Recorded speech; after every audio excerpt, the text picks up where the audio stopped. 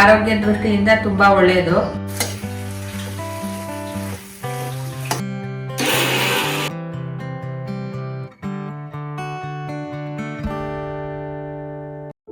ನಮಸ್ಕಾರ ಸ್ನೇಹಿತರೆ, ಎಲ್ರೂ ಹೇಗಿದ್ದೀರಾ? ಮತ್ತೊಮ್ಮೆ ನಮ್ಮ ಚಾನೆಲ್ಗೆ ನಿಮ್ಮೆಲ್ರಿಗೂ ಆತ್ಮೀಯವಾದ ಸ್ವಾಗತ. ನಾನು ಚಂದನ. ಇವತ್ತಿನ ವಿಡಿಯೋದಲ್ಲಿ ಅಪ್ಪಟ ಹಳ್ಳಿ ಶೈಲಿಯ ರೆಸಿಪಿ ಬೆಂಡೆಕಾಯಿನ ಉಪಯೋಗಿಸ್ಕೊಂಡು ಮಾಡುವಂತಹ ಗೊಜ್ಜಿನ ಹೇಗೆ ಮಾಡೋದು ಅಂತ ತಿಳ್ಕೊಳ್ಳೋಣ. ತೊಳೆದಿಟ್ಕೊಳ್ಳೋದು ನಾಳೆ ಮಾಡ್ತೀವಿ ಅಂದ್ರೆ ಇವತ್ತು ಸಂಜೆ ತೊಳೆದ್ಬಿಟ್ಟು ಕಟ್ ಮಾಡಿ ಪೇಪರ್ ಮೇಲೆ ಹಾಕಿಟ್ಬಿಟ್ಟು ಬೆಳಿಗ್ಗೆ ಹುರಿದು ಮಾಡ್ಬೋದು. ಇವಾಗಲೇ ಮಾಡ್ತೀವಿ ಅಂದ್ರೆ ತೊಳೆದ್ಬಿಟ್ಟು ಒಂದ್ ಸ್ವಲ್ಪ ಬಿಸಿಲಿಲ್ಲ ಅಂದ್ರೆ ಒರೆಸಿಟ್ಕೊಂಡು ಕಟ್ ಮಾಡಿ ಮಾಡೋದಾಯ್ತು. ಇವಾಗ ಇದು ವರ್ಷ ಆಗಿದೆ ಅಲ್ವಾ? ವಾಶ್ ಮಾಡಿ ಒರೆಸಿಟ್ಟಿದ್ವಿ ಒಂದು ಬಟ್ಟೆ. ಸರಿ, ಇವಾಗ ಕಟ್ ಮಾಡ್ಕೋಬೇಕಲ್ವಾ? ಇವಾಗ ಕಟ್ ಮಾಡ್ಕೊಳ್ಳೋದು.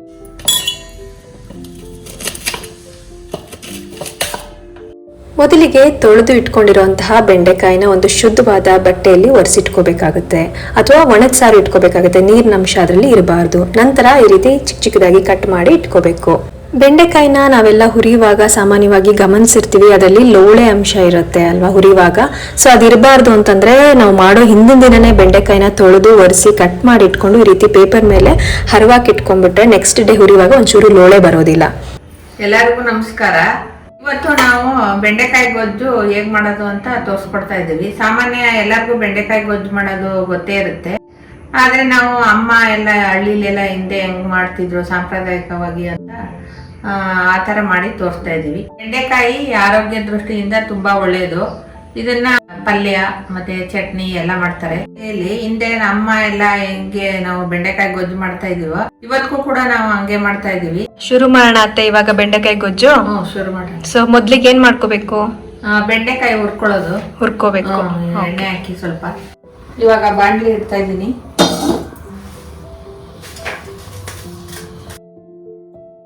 ಬೆಂಡೆಕಾಯಿ ಅದೇ ಕಟ್ ಮಾಡಿ ಪೇಪರ್ ಮೇಲೆ ಹಾರಕ್ಕಿಟ್ಟಿದ್ವಿ. ಲೋಳೆ ಸ್ವಲ್ಪ ಇದಾಗಲಿ ಅಂತ ಇವಾಗ ಹಾಕೋತಾ ಇದ್ದೀನಿ.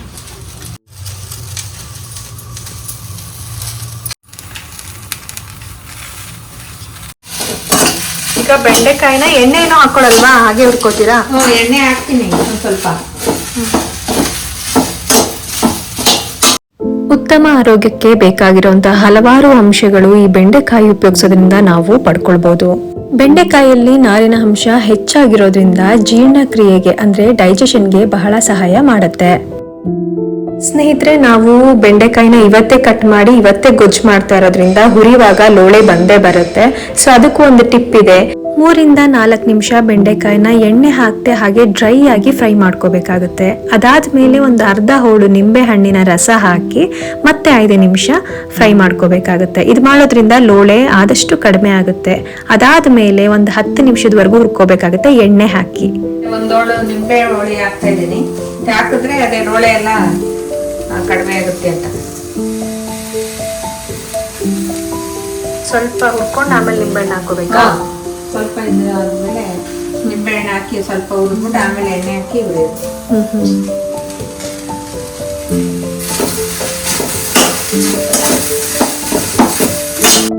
ಬೆಂಡೆಕಾಯಿ ಬ್ಲಡ್ ಅಲ್ಲಿರುವಂತಹ ಶುಗರ್ ಲೆವೆಲ್ನ ಕಂಟ್ರೋಲ್ ಮಾಡೋದ್ರಲ್ಲಿ ಸಹಾಯ ಮಾಡುತ್ತೆ. ಸಕ್ಕರೆ ಕಾಯಿಲೆ ಅಂದ್ರೆ ಡಯಾಬಿಟಿಸ್ ಇರೋರ್ಗೂ ಕೂಡ ಬೆಂಡೆಕಾಯಿ ತಿನ್ನೋದ್ರಿಂದ ಬಹಳ ಉಪಯೋಗ ಆಗತ್ತೆ ಅಂತ ಹೇಳ್ತಾರೆ.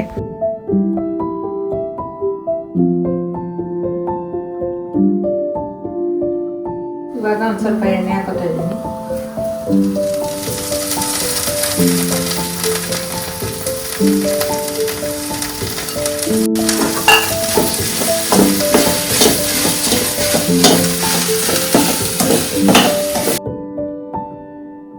ಬೆಂದಿದೆ ಅಲ್ವಾ?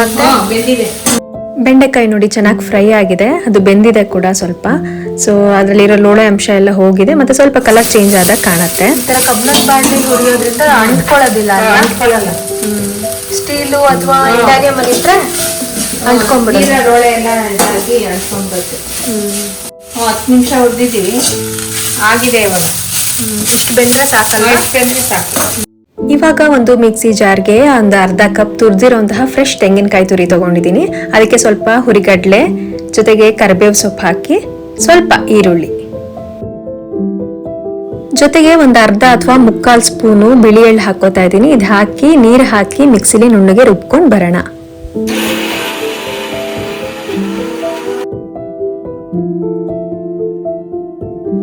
ರುಬ್ಬಿ ಆಗಿದೆ ನೋಡಿ. ಇವಾಗ ಒಗ್ಗರಣೆಗೆ ರೆಡಿ ಮಾಡ್ಕೊಳ್ಳೋಣ. ಬಾಂಡ್ಲಿ ಇಟ್ಕೊಂಡಿದೀವಿ, ಎಣ್ಣೆ ಹಾಕ್ತಾ ಇದ್ದೀನಿ. ಒಗ್ಗರಣೆಗೆ ಸಾಸಿವೆ ಹಾಕ್ತಾ ಇದ್ದೀನಿ. ಸಾಸಿವೆ ಸಿಡಿತಾ ಇದೆ.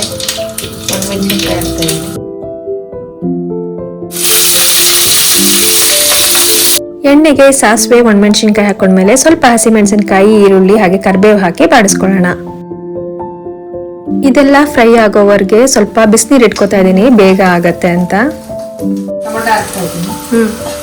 ಒಗ್ಗರಣೆಯಲ್ಲಿ ಈರುಳ್ಳಿ ಎಲ್ಲ ಟ್ರಾನ್ಸ್ಪರೆಂಟ್ ಆಗ್ತಿದ್ದ ಹಾಗೆ ಹೆಚ್ಚಿಟ್ಕೊಂಡಿರುವಂತಹ ಟೊಮೆಟೊ, ಇಲ್ಲಿ ನಾವು 2 ಟೊಮೆಟೊ ತಗೊಂಡಿದೀವಿ, ಚಿಕ್ಕದಾಗಿ ಹೆಚ್ಚಿಟ್ಕೊಂಡಿರುವಂತಹ ಟೊಮೆಟೊ ಹಾಕಿ ಸ್ವಲ್ಪ ಉಪ್ಪು ಹಾಕಿ ಬಾಡಿಸ್ಕೊಳ್ಳೋದು. ಟೊಮೆಟೊ ಎಲ್ಲ ಚೆನ್ನಾಗಿ ಫ್ರೈ ಆದ್ಮೇಲೆ ನಾವೇನು ಹುರಿದಿಟ್ಕೊಂಡಿದ್ವಿ ಬೆಂಡೆಕಾಯಿನ, ಅದನ್ನು ಅದ್ರ ಜೊತೆ ಹಾಕಿ ಮಿಕ್ಸ್ ಮಾಡಿ ಬಾಡಿಸ್ಕೊಳ್ಬೇಕು ಸ್ವಲ್ಪ. ಇದೆಲ್ಲ ಫ್ರೈ ಆಗ್ತಿದ್ದ ಹಾಗೆ ಅವಾಗ್ಲೇ ನಾವು ನೀರ್ ಕಾಯಕ್ಕೆ ಇಟ್ಕೊಂಡಿದ್ವಲ್ಲ, ಸೊ ಅದನ್ನ ನೀರ್ ಹಾಕೊಳ್ಳೋಣ. ಸ್ವಲ್ಪ ಹಾಕೊಳ್ಳೋಣ, ಜಾಸ್ತಿ ಹಾಕೊಳ್ಳೋದು ಬೇಡ. ಆಮೇಲೆ ಮತ್ತೆ ಕನ್ಸಿಸ್ಟೆನ್ಸಿ ನೋಡ್ಕೊಂಡು ಮತ್ತೆ ನೀರ್ ಹಾಕೊಳ್ಳೋಣ. ಕುದಿಯಕ್ಕೆ ಶುರು ಆಗಿದೆ ನೋಡಿ. ಸೊ ಇವಾಗ ನಾವು ಖಾರದ ಪುಡಿ ಹಾಕೋಣ. ಖಾರ ಎಷ್ಟು ಬೇಕೋ ಅಷ್ಟು. ಇವಾಗ ನಾವು ಮನೇಲೆ ಮಾಡಿರೋ ಖಾರದ ಪುಡಿ ಹಾಕ್ತಾ ಇದೀನಿ. ಖಾರದ ಪುಡಿ, ಸಾಂಬಾರ್ ಪುಡಿ ಎಷ್ಟು 1 ಸ್ಪೂನ್ ಹಾಕಿದ್ರೆ 1 ಸ್ಪೂನ್ ಹಾಕಿದೀನಿ.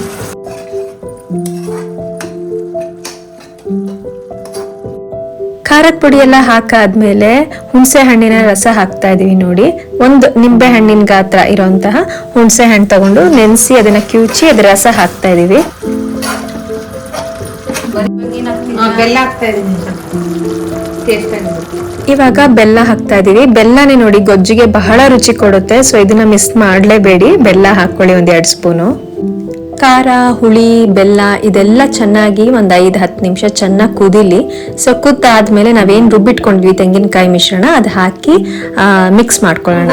ಚಿಕ್ಕವರಿರುವಾಗ ಅಮ್ಮ ವಾರಕ್ಕೊಂದ್ಸರಿ ಬೆಂಡೆಕಾಯಿ ಗೊಜ್ಜು ಮಾಡ್ತಾ ಇದ್ರು. ದೋಸೆಗೆ ಬೆಂಡೆಕಾಯಿ ಗೊಜ್ಜು ವಾರಕ್ಕೊಂದ್ಸರಿ ಮಾಡೋರು.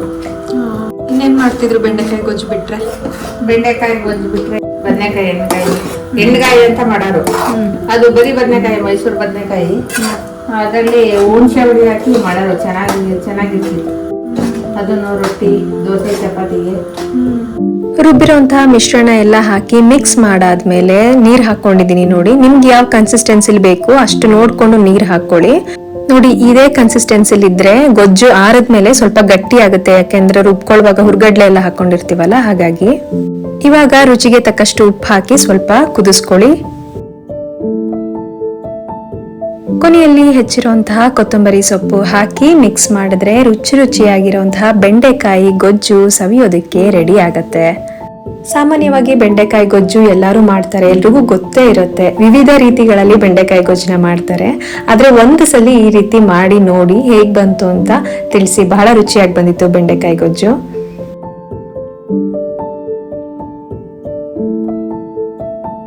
ಹಳ್ಳಿ ಶೈಲಿಯಲ್ಲಿ ಮಾಡಿರುವ ಬೆಂಡೆಕಾಯಿ ಗೊಜ್ಜು ರೆಡಿಯಾಗಿದೆ.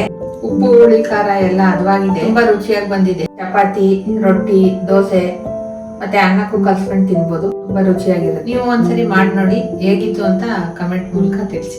ಈ ರೆಸಿಪಿ ನಿಮ್ಗೆಲ್ಲ ಇಷ್ಟ ಆಗಿದೆ ಅಂತ ನಾನು ಭಾವಿಸ್ತೀನಿ. ಇಷ್ಟ ಆಗಿದ್ರೆ ಖಂಡಿತ ಒಂದು ಲೈಕ್ ಮಾಡಿ, ಜೊತೆಗೆ ನಮ್ಮ ಚಾನೆಲ್ ಸಬ್ಸ್ಕ್ರೈಬ್ ಮಾಡ್ಕೊಳ್ಳಿ. ಧನ್ಯವಾದಗಳು.